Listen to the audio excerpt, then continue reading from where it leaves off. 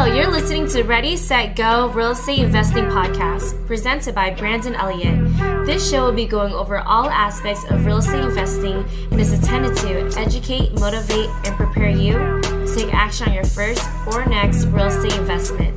For more information, please visit BrandonElliottInvestments.com. Thank you for listening and enjoy.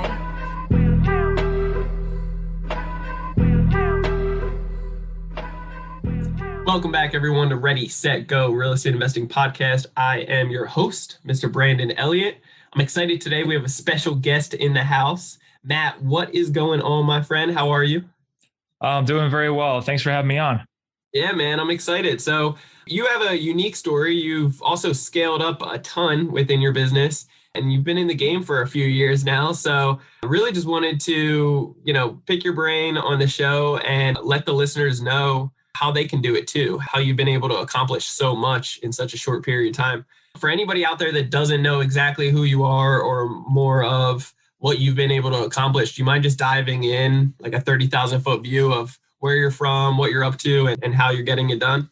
So yeah, I am from Rochester, New York, which is about 6 hours outside of New York City. Anything that's west of Albany is considered upstate New York, but we are in fact Western New York, for those who don't know. So I got my start in real estate back in 2006, right when I graduated college. I started with a 4-unit property, sort of by accident because my dad was kicking me out of the house, and I was able to scale up to about 120 units of residential and commercial property since then.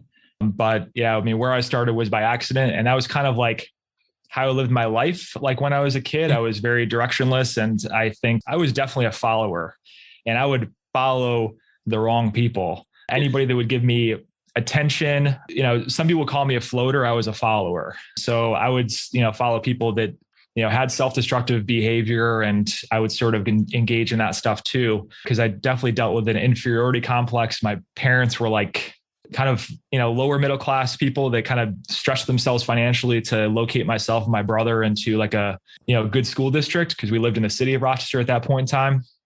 And so I was going to school in an area where there was like really, really wealthy families, like kids like driving Lexuses to school, like was their first car and that sort of thing. Me, thank God, my grandma and grandpa handed down a Chevy Blazer to my aunt and uncle, and then their old Chevy Blazer. And then my aunt and uncle handed me down their older Chevy Blazer. So, so I was driving this thing around. It had some rust on it, but, I kind of pep boysed it out, got some fog lights and stuff like that, and tried to got a sound system and stuff like that. Isn't it crazy how much, as a young guy, how much we waste money on the cars at first? I pimped out my car at first too. And I'm like, why did I do that? So funny. Yeah, no, I literally spent every single dollar into tricking the car out or fixing it up. But yeah, so that's kind of how I got my start. I didn't really know everybody was going to college where I was coming up from. If you weren't going to a 4-year Ivy League school, Northwestern, Yale, Harvard, you were kind of second class citizen. If you were going to, a private school, then you're okay. If you're going to a state school like I did, it was you were kind of, people gave you the stink eye, when you, told your friends where you're going to school and stuff like that. But, I went to SUNY school, and it was very, very affordable for us, but I didn't even know what the hell I was going to school for. I just knew so many people, it's crazy. Yeah. This is where I was going. My father never went to college, and he was like, son, you're going to college. Okay. I don't care. Those were the days when it was still very promoted, even up till maybe 2010 or 12. I still see people going to college now, but it's a lot less growing out, just because so many people don't know what they're going for, or they go for something intentional and then they get out and they can't even get a job. It's crazy. Yeah, no, absolutely. Absolutely. And I was sort of like a daydreamer for most of my life. And, this thing, I was like, okay, I'm going to go for business, because business people get money. They get the money. Yeah. So, little did I know that's just it was sort of like a general liberal arts degree. But, I grew up in a childhood sort of we couldn't do a lot because we couldn't afford things. Financial strain ended up driving my parents apart, right? I would remember, sitting at the dining room table with my dad getting home late from showing houses, because he was working at Genesee Brewery as a general laborer. Yeah. And then, showing houses, getting home late for dinner, and then him and my mom arguing about that, right? and he was trying to get ahead. My mom wanted to hit home, rightfully so. And so that ended up driving them apart, which ended up exacerbating the financial situation, because you went from, a 2-income household to 2 1-income households. Yeah. So I spent a lot of time like living in basements in between houses, weird step parents and stuff like that were like, just like psychologically abusive and stuff like that. And so I started that's why I kind of gravitated towards I need to be set financially. I didn't know how I was going to get there. I thought it was going to be, all right, I'm going to get a business degree. I'm going to go onto Wall Street. I'm going to be like Gordon Gekko, like chomping on a cigar and that sort of thing, and like telling people what to do and just making money and that sort of thing. So I really, really didn't know what I wanted to do. So I graduated college and I was applying for jobs in 2006. The economy was doing fine, but companies were sort of peaking in growth and they weren't hiring liberal arts graduates with like general degrees that had no experience and no life experience. So I got my slice of humble pie when the only job I could find was as a part-time bank teller. And that was like eating a poop sandwich like every single day. And so, I was very verbal in my complaining about this bad job and that sort of thing. And my dad extended me the opportunity to get my real estate license and work under him. And so I started selling houses. And that's when I started to develop my sales acumen. I was a horrible salesperson and really not good at closing business, but I was able to scrape together about $16,000 in commission checks. My dad knew exactly what I was getting paid. So he was like, hey, you got enough to buy a house right now. And I really am sick of you living here because, having an adult children live with you post-college is was not what he had in mind. It's not too sexy anymore, right? Yeah, I know. So he sort of forced me into, looking for a house to buy. I mean, he gave me a deadline on it. So, I love it. Yeah. Awesome. So my first house, he said, buy in an area where you would want to live yourself. And so I picked the one neighborhood that had as many bars as it's I want to be able to walk to the bars, I don't want to get a kid. Yeah. I don't want to get a DWI. Yeah. So I found a 4-family. It was an expired listing. And so contacted the owner, and that was sort of my first thing. And oh, this is great. Highly desirable, market, and being able to negotiate on something with no competition really. So that was the first deal I got under contract, and got under contract. What year was that? That was 2006. Okay. Yeah. Was that an adjustable loan that you got? Oh yeah. Subprime, baby. Oh yeah, baby. Right at the peak of the time, right? Oh, Jesus. Tell me what happened, man. So I couldn't qualify for conventional mortgage because I was in a commission only job, right? Sure. I didn't have 2 years of tax returns or anything like that. So they're also promoting it so much then. I don't know anybody that was actually getting a conventional fix at the time. It was always exotic. Yeah, exactly. Setting us up for failure. Yeah, exactly. But I mean, I have to be thankful, man. If it wasn't for a subprime mortgage, I wouldn't have been able to get a house. Yeah, right? Of course. Much less a 4-family house. So I got that, and got to get in somewhere, right? That's the best start. Exactly. The interest rate was 8.8% interest at the time. I've had that. Which is some hard money lenders that I have relationships with lend at that rate, right? And so that's really where I got my first deal. But I had to talk to 10 to 15 banks. Nobody wanted to touch me. And even the subprime loan, right? They still wanted to see W-2 income. So what we did is my dad agreed to put me on the payroll as an assistant, an administrative assistant with a company. I said, we're going to get put on payroll. And then after you close, you're going to pay me back what you were paid in W-2 income. So we had to get, basically it was we had to get it done. Right. Yeah. I mean, when there's a will, there's a way. I love it. One way or the other. And if you morally know that, hey, I'm going to do what's right. I'm going to pay off. Once I get this loan, I'm not going to do it wrong. I'm going to do it right. So, get it done. I love it. Yeah, absolutely. So yeah, I really didn't get bit by the bug until I closed on this property, and 2 weeks after closing, I had $1,800 in rent checks in my mailbox, right? And it was a 4-plex, right? Yeah. Okay. So I was living in one of the units, getting $1,800 a month in rent. And so, my mortgage, taxes, insurance were paid for. I had a roommate. I lived in the attic of the place. So there was the old servants' quarters. Wasn't legal living space, but as an owner occupant, you could live in the basement if you wanted to. Yeah. So that was sort of my house hack was the first thing on there. And I kind of go into that story on the house hacking book that Craig Curlop put together for Bigger Pockets. Yeah. And so that was like when I was like, geez, that was when I got exposed to like passive or passive-ish income. And sure. I was like, if I wanted to work 24 hours a day, which I didn't, I only have 24 hours in a day to work. And, if I want to scale and become financially independent, I cannot trade my time for dollars. Yeah, so giving up all that time, way too much. Yeah. Mm-hmm. So that's kind of like where I got bit by the bug, and I just started like scaling from there, and had all different types of like heartaches in the process. But I've always been scrappy in terms of putting deals together. So yeah, I know you've done a lot more than just that first deal, the fourplex. Give a wide range of some of the achievements you've hit as well.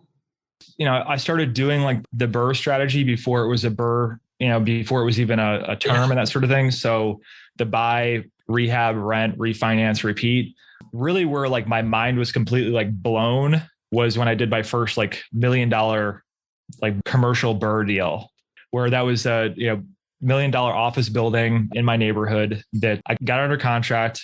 Didn't know how it was going to perform in the contract, but I knew it was a good enough deal and a good enough property where I could, put together a deal and scrape together the money to take it down. So I raised $300,000 from some private investors, and it was a fixed rate, 5-year term, 7% interest only. And I put together a business plan where, these rents are below market. I'm going to push the rents. I'm going to put some smart capital improvements in there, normalize expenses. And then, the commercial appraisals are really, really good for the BRRRR strategy because you can change the business, change the profitability of the business, push the value. Because otherwise, in our market in Rochester, properties typically only like appreciate maybe 2 to 3% per year, like regular like residential properties. Yeah, so like 4 units and under, they're really going off the comps, comparables in the neighborhood. In comparison to commercial, they're really judging that as a true business. They're not looking at too many others. They're looking at how it's performing.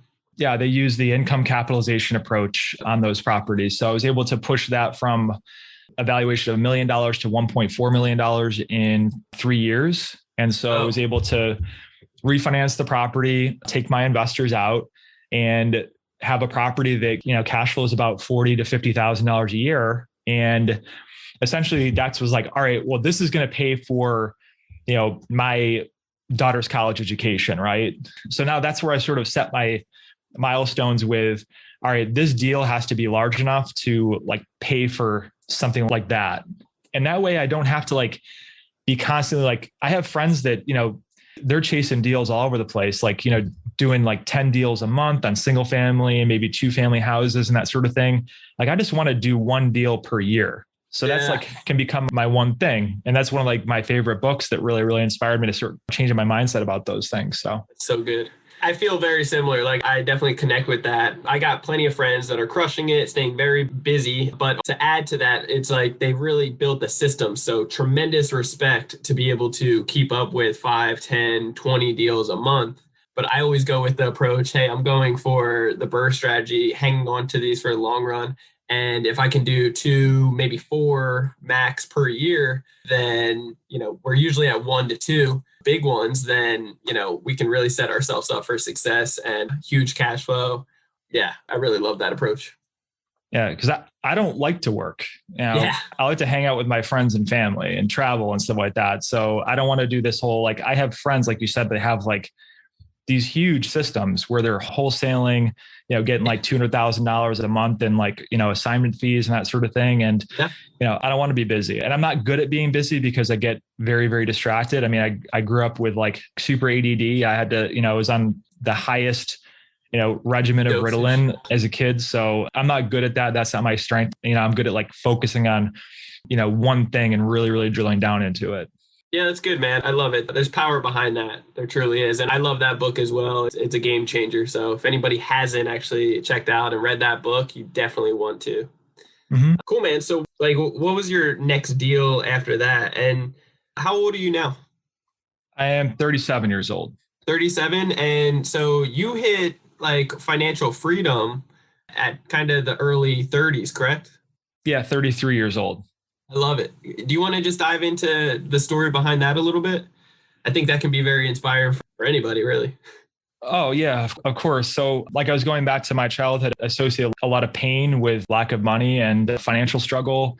I also, experienced a lot of trauma with, losing my parents in my 20s due to health reasons. My dad, I think, killed himself because of stress. He had a heart attack in the middle of his sleep.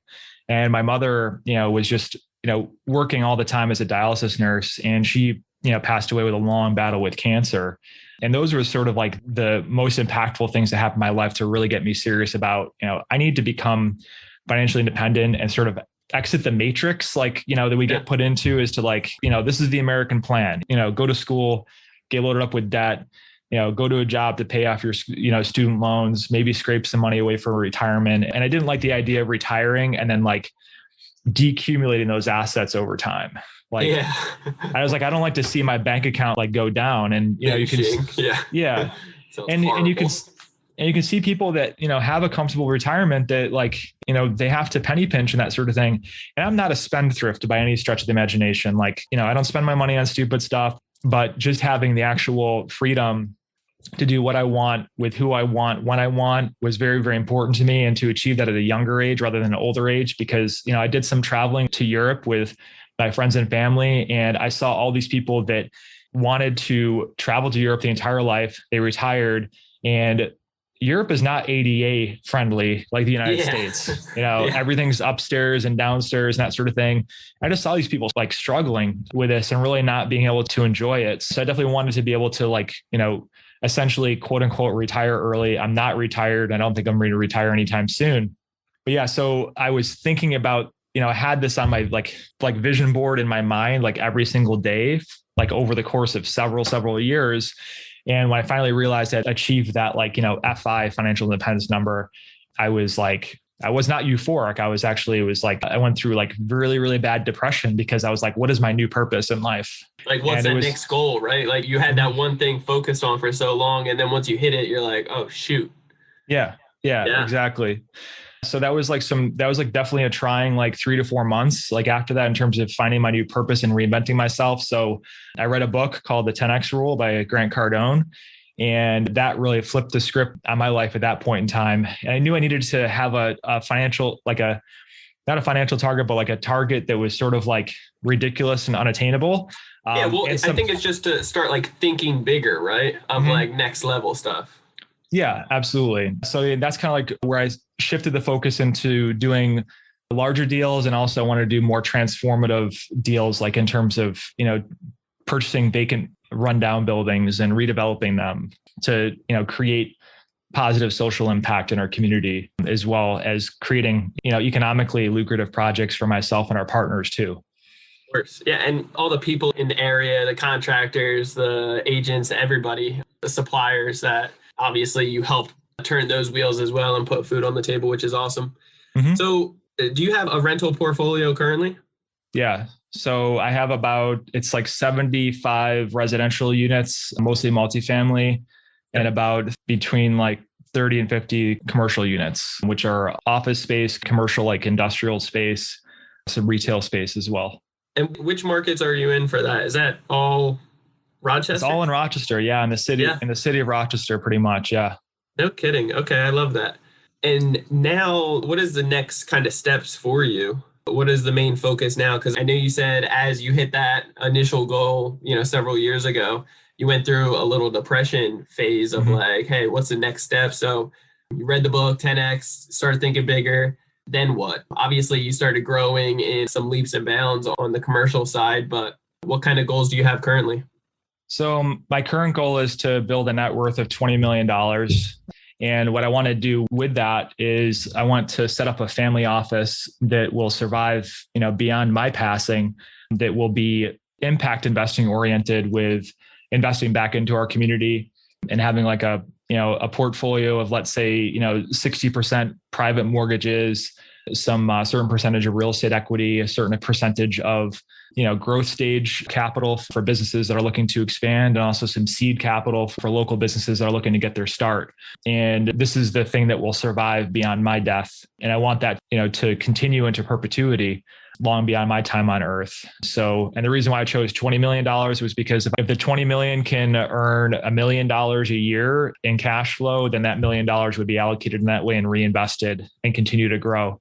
And also will not be dependent upon people's my lifestyle expenses and that sort of thing. Its sole purpose will be growth and investment in our community. That's so good. So more on the aspect and aligned with philanthropy a little bit and really just more of like a for-purpose business of giving back a little bit as you're turning around these neighborhoods. And I love that. That's so good, man.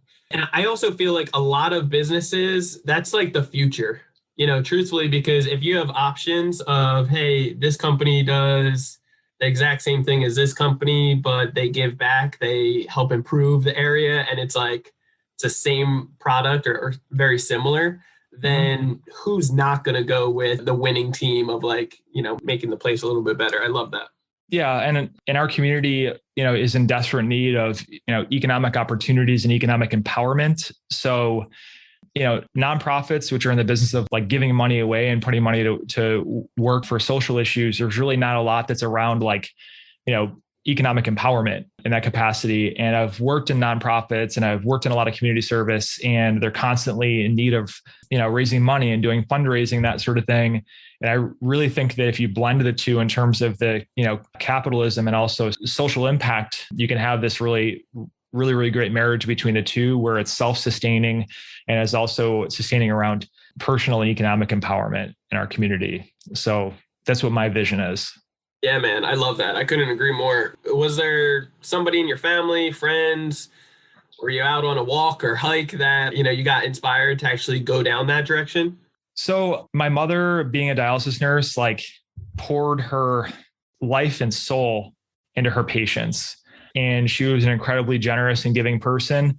And so she was the inspiration behind that. My father is a sort of hustler, go-getter. My mother was just more, soft, gentle, and generous person. So I kind of blended the two because I'm sort of a, product of environment of my two parents. That's right. But I used to do a ton of community service back when I was a kid. I just loved doing it. I love being able to actually help people. And now, because of my professional experience, my career experience in management, development, investment, I find so much joy out of helping people grow from, zero investment properties to creating a financial empire and seeing the effect that it has on themselves and their family. And they put the ladder down for other people. I know it's kind of idealism, but I do believe in pay it forward. And so if you pay it forward for somebody else, they're more inclined to do it for somebody else and also future generations. Yeah. And then it's just the snowball effect that just keeps on going. At the end of the day, it feels so good to see somebody that you helped give advice to or guided in the right direction, and they save so much time, they save so much stress and headache that you might have already gone through, and money. So it is a great feeling. I'm very similar, probably on the aspect of your dad's side of very results driven, direct, and get things done. But as I started actually giving back more and opening up the heart a little bit to help out and serve more, man, I can't express how rewarding and how just fulfilling it truly is seeing other people get a property in under contract in 2 or 3 weeks from just helping them out, from nothing to something very quickly, when it took me, my first deal, 2 years, and so much time and energy and stress, and 30 contracts later, it's geez, man, if I could buy back that time, I would, but it's so rewarding and fulfilling giving back. So I definitely align with you on that. That's awesome. 100%. So with what you have now and your goals, I love the goals, by the way, as well. 20 million net worth, and that should produce enough, at least $1 million to be able to keep reinvesting and circulating. Well, how are you planning on getting there? Do you have some time frames behind it? Any measurable increments to be able to really hit the nail on the head? Yeah. So right now my net worth is at about $3 million. Now, people that are listening to this, don't ask me for money because I'm always broke. If you're a real estate investor or developer, you're always broke. All of your assets are tied into real estate. So the goal is to purchase, do about $2 million to $3 million in real estate deals per year. Yeah. So, and that combined with, some meager appreciation and debt pay down over the next 20 years, I should be able to hit that number and start structuring kind of this family office the way I want it to be. So it's attainable, but it's something that's also, it's like, that's almost a 10x, when I started this vision, it was when I had a net worth of $2 million. So I was like 10x that. So, let's go, baby. Yeah. Yeah. So yeah. And the process is really simple, is that, I'm always analyzing deals. I'm always reaching out to commercial brokers because we focus more on commercial properties now. The commercial brokerage industry is very, very relationship driven. And, so walking properties every week, talking to brokers every week, doing stuff like this and getting yourself out there and putting valuable content and trying to teach people, you being seen as a subject matter expert on a certain thing and a go-to person on a certain subject matter is really, really important. So that things start to, through these things you build, these systems you build, things start to come to you over time. And that's kind of how we source a lot of our deals is through that. So yes, I mean, I've tried the direct mail route on, commercial properties. Commercial property owners typically, they're more savvy. They have relationships with brokers, and my property's cash flowing. I really don't need to sell it to you at a discount or anything like that. You got a strong offer, really get creative to make it a super win-win. Yeah. So that's where commercial brokers are really, really important. So yeah, definitely cultivating and growing those relationships and, having a proven track record and being somebody, who's enjoyable to work with, you'll get at the top of their list to bring you deals when they do get them. That's a good tip. If you're a crappy person to deal with on a regular basis, who's going to actually want to work with you? So really building that relationship strong. Do you have any other tips and guides on building those broker relations? Yeah, I mean, I think that, starting from your research from LoopNet, I know that a lot of people label LoopNet as that's where commercial deals go to die, but there's brokers that have those listings out there. So that's a good place to start. And also, talking to, different lenders as well and forming those relationships. The thing is that my dad taught me to dig your well before you're thirsty. And you don't want to be calling a relationship lender with a community bank that you've never talked to before when you have a deal under contract. You already want to have those conversations and relationships in place, even if you haven't done a deal yet. Because the thing is that with community banks, that do commercial lending, they do things mostly by, loan committee. So they present their deal to the loan committee, which are usually made up of other loan officers in the bank. And those loan officers' jobs are to shoot holes in that deal. Right. And so, you want to have a loan officer that's going to be, knows you and trusts you and likes you. So that's really important as well as the commercial brokerage end of things too. The thing is that with commercial brokers, you're going to want to see that you have some deals under your belt. So it's possible to get into the commercial world without having, any experience, any real estate experience, but it's a lot easier when you've done even a couple of one family, two family type of deals, that sort of thing. You've gotten your feet wet because, I'm a residential realtor as well. And I get phone calls from people outside of the area all the time with, have never done a deal before. And it's just I just roll my eyes. What do you think, commercial brokers do as well? So that's the reason why a lot of them, will usually go to their sphere of influence in terms of people that they've already done deals with, that they know, like, and trust to bring their deals to first. Yeah, I couldn't agree more when it comes down to your track record and also really just being able to talk the talk. I think there's a lingo, right, that is just widely used within the space. And if you can't catch up to that lingo and seem confident and bold with what you're trying to come up with. And also, I say this a lot, but the broker's job, and I don't know if it's necessarily their job, but it's very notorious that in the beginning, building that relationship, especially if it's a cold call type of thing, is they're going to test you with some, certain deals that might not be the best, that they're having issues with getting off their portfolio, right? And it's your job as the investor to underwrite it fast, accurate, as close as you possibly can, and show reasoning why, hey, this is a bad deal, or it's not, the numbers are crap, or I can't make this work whatsoever. This is where it would work, so that you can send that back. And after you do a couple of those, they give you more of the respect level of, hey, this person does know what the hell they're doing. Let's actually throw them a bone here of what they're truly looking for. Mm-hmm. Yeah, no, absolutely. I love that. So how are you typically getting your leads now? Is it just all from the broker relationships?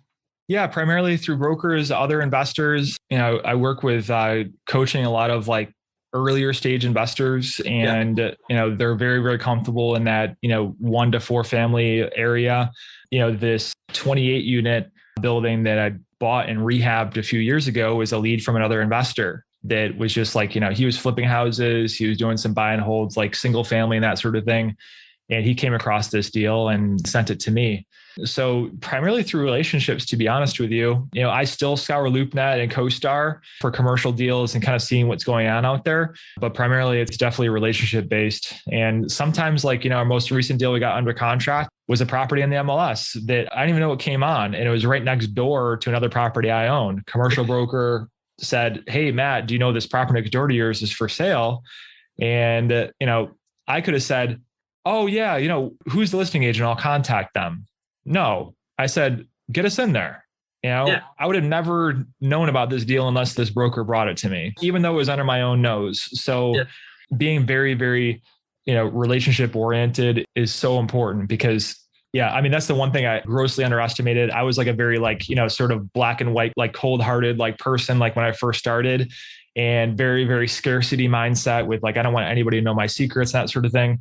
And as you sort of progress and grow, and if you adopt an abundance mindset, then, it's so much more accretive to your growth than being scarcity mindset. So I have to say relationships 100%. When I was first getting started back in 2012, that's exactly how I felt. I felt like it was hard to find the right education, not like the boot camp online or on late night TV shows, but like to find somebody that's actually truly doing it, that's willing to like open up and spill the beans on how they're doing it, right? And so very similar to you, like I just had to learn the hard way. But once you like transition, and I feel like over the last few years, you start seeing more people opening up and being more just like an open book. There's more than enough pie to go around for everybody to jump in. And just like you said, like once you scratch their back, basically, then you taking care of them because he did bring you the lead, the education behind it. Then it's like you guys can circulate and, the karma will take care of you at the end of the day, which is great. Mm-hmm. Oh, yeah, 100%. But the thing is like where a lot of people get, it sort of twisted is that they think like, oh, one hand wash the other, scratch your back, I'll scratch my back. It becomes this very, very quid pro quo thing. And I know that there's this old saying like, what have you done for me lately?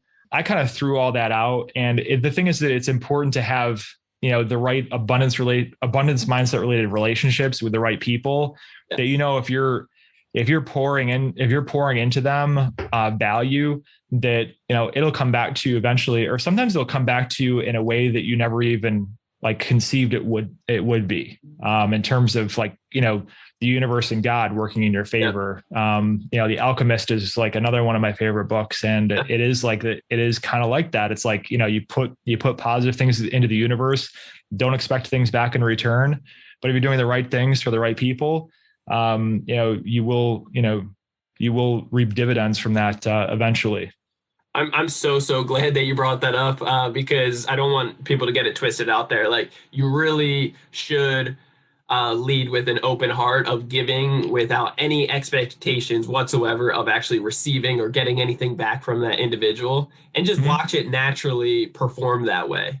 It will actually come back to you. It's just one of those weird things that the more people you bless and help out, it always comes back tenfold in some miraculous type of way. I'm sure you've seen it in your life as well. But yeah, it's a good point to bring up. I wanted to talk about the private money, and I assume with what you've told me and so forth, a lot of the funds that you're putting together is more on the syndicate side, correct? To be honest with you, it's been on the private money side with investors that just want a fixed rate of return. So I haven't really put together like an SEC regulated syndication or anything like that. But what we have done is we've done joint ventures as opposed. So where like, let's say we'll pay an 8% dividend to the investors, and then we'll have some type of equity split that's negotiated and customized in the operating agreement. So have not done anything that's like a SEC yet, because typically where we've been dealing with is like in the sub $2 million range, where the SEC stuff, like just the legal fees alone can be, you don't have the economies of scale for those things. But I do want to get there eventually and do those types of deals because I can get closer to my goal if I do larger deals, of course. So yeah, I was going to say, watch your goals come really quick after you start syndicating and raising a ton more. So very cool. Do you have any tips, tricks, anything up your sleeve when it comes down to pointing people in the right direction with building the private money, raising ethically and just building those relationships? Yeah, I mean, it's very awkward if you're asking for money. Yes. So the thing is that, and your listeners have probably heard this before, is you're presenting an opportunity to people to get something that is backed by a hard asset, that is backed by an operator that they know, like, and trust. You can't say that for the same stuff on, the same vehicles in Wall Street. Which is odd, right? Because like the average American or whoever, right, or the old school way is very natural to give up your money to a random broker that you don't know or anything, that you believe it to be an expert that's going to manage your money and take these huge fees and move it all the time, So it's really crazy. In something, a stock that we have no control over if the CEO decides to do something scandalous on news tonight or something, right? Yeah, like, ends up smoking a blunt on like Joe Rogan's like podcast, It's like, or tweeting something crazy, and then it's like, holy shit, man, you just dropped my stock. I know, it's like, I love Elon Musk, like, because he does stuff like that, but it's like, man. Yeah, I can't invest with you, brother, but I like your approach. You're a little too risky for my tolerance. Yeah. But I mean, one strategy that I have done, though, that's worked pretty well is, a lot of people, when you first start out, that when they're putting money into a deal, they want to be in first position mortgage on a property. So I've actually converted a lot of hard money lenders through, having a track record with them to provide equity for some of our deals. So if you've done a couple of deals with them, you've executed your business plan, paid them back, and you approach them and you say, hey, listen, I have something that's a little bit more long-term. It's going to be more tax efficient and you're going to have much greater upside. Then that's the way that I've used, that conversation as well. But you definitely want to be, I found that I've had to focus more on people that have a lot of money. That, if $20,000 is a lot of money to somebody, they're probably not your best investor. They're the most stressful ones, honestly. If they go all in, you do not want those. Yeah. So it's like kind of like the 80-20 rule, right? So, and we all do with it. We have that one property, for instance, that is just like, is less than 20% of your portfolio, but it takes up 80% of your time or your team's time. So the same thing goes for raising money as well. So you definitely want to be focused on, those people that have, like, I call it FU money, right? So, so that like $100,000, $200,000 is really not a lot of money for them. And those have been definitely ideal investment partners. However, I do want to get into a platform eventually when I have a large enough deal where we can, economically afford access to people that just want to put $1,000 into a deal. And would that be more on the crowdfunding side kind of thing?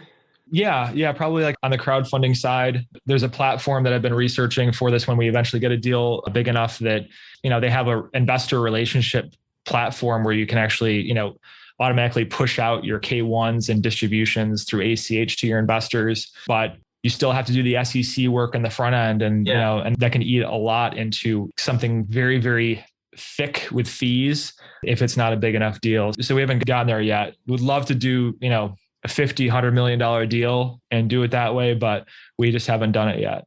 Well, there's levels to it, man. There's levels. So, I mean, at the end of the day, a $5-10 million one, it's not a bad deal, right?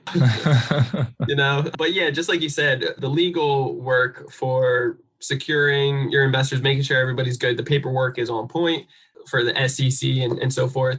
Those syndication type of documents, it range anywhere from like 10, 14 to like 20 something thousand.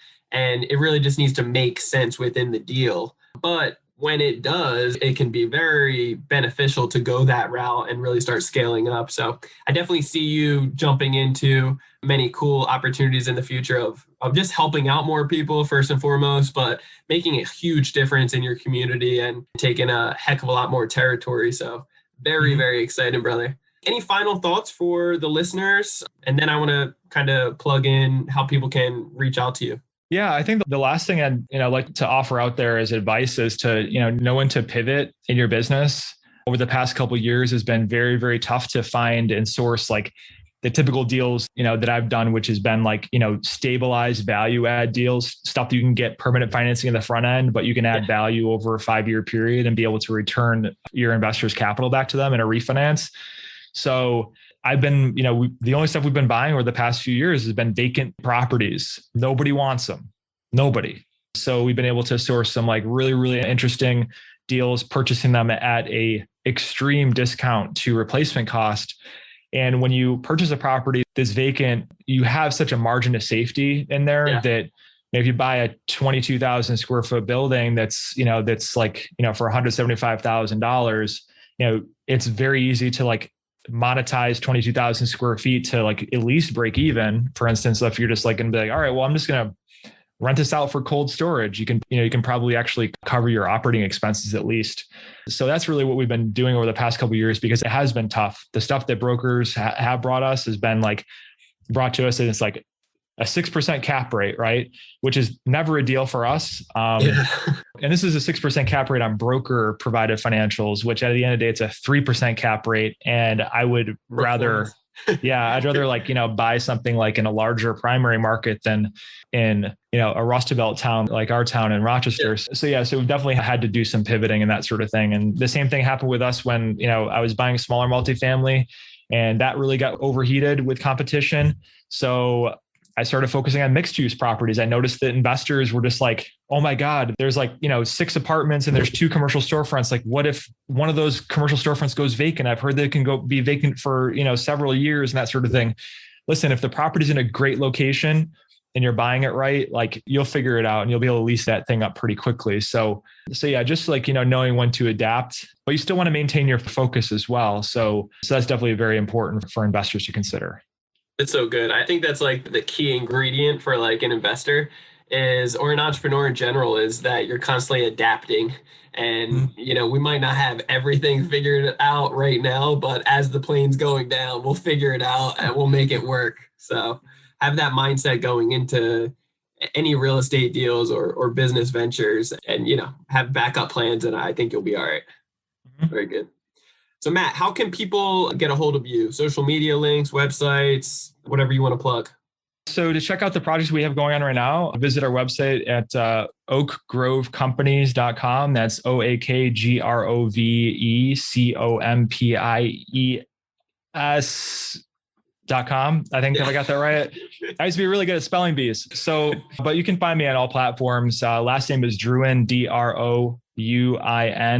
And you can find me anywhere that you consume your social media content, from Instagram to Facebook to LinkedIn as well. LinkedIn is a great place to connect with me too. So definitely, if you have any questions and want to chat or talk shop, can make myself available for you. This is kind of like part of my job now, is I feel my mission is to help and educate people and put them in the right direction. So I'd be happy to do that. I love it, man. I love where your heart's at. I love your direction and where you're going. And it's just awesome to connect with you and get to hear more about your story and what you got going on. I feel like the listeners are only going to like really getting a piece of what you really accomplished so far. So we'll definitely need to have you back to dive in the future to hear where you're at next point and helping out so many people. So I appreciate you so much for your time today. And guys, as always, make sure you reach out to Matt. I mean, just tremendous amount of value. And like I said, he's really barely scratching the surface. Dive in, and he's an open book. That's one of the biggest things I love about him. So he'll pour into you. Just reach out and support him on things that he's got going on. As always, if you haven't hit that subscribe button already, I don't know what you're waiting for. You need to do that. You want to do that right now, because it is going to really unleash so much for you and other people within your family, your circle. So make sure wherever you listen to your podcast episodes, hit the subscribe button for Ready, Set, Go, Real Estate Investing Podcast. And after you listen to a couple episodes, you will get the notification every single Monday. But after you're listening to a few episodes, just leave a review. Let us know how you guys feel about it. Would greatly appreciate your guys' feedback. I think we have like over 600 5-star reviews right now, which is just huge blessings. I can't imagine, and very grateful and thankful to each one of you. If you guys want to reach out to me, you can always do so on Instagram. It's Brandon Elliott Investments. Otherwise, Facebook.com/Brandon Elliott Investor. And then if you need any type of credit repair done for you services, then you can check out creditrepairmobile.com.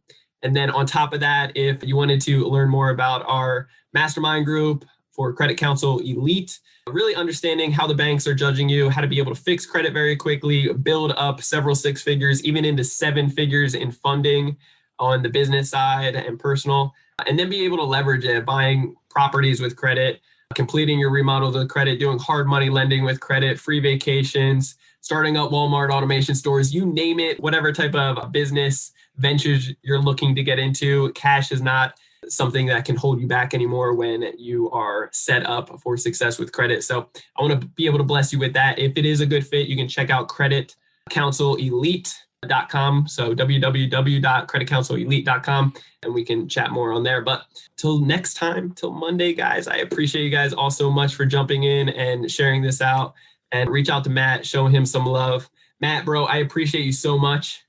Till next time, guys, stay blessed. All right, Mr. Brandon Elliott, take care. All right, man. This has been another episode of Ready, Set, Go Real Estate Investing Podcast, brought to you by Brandon Elliott. For more information, please visit BrandonElliottInvestments.com. Also, please don't forget to like, share, and leave a comment below. Thanks again for joining. Until next time, God bless.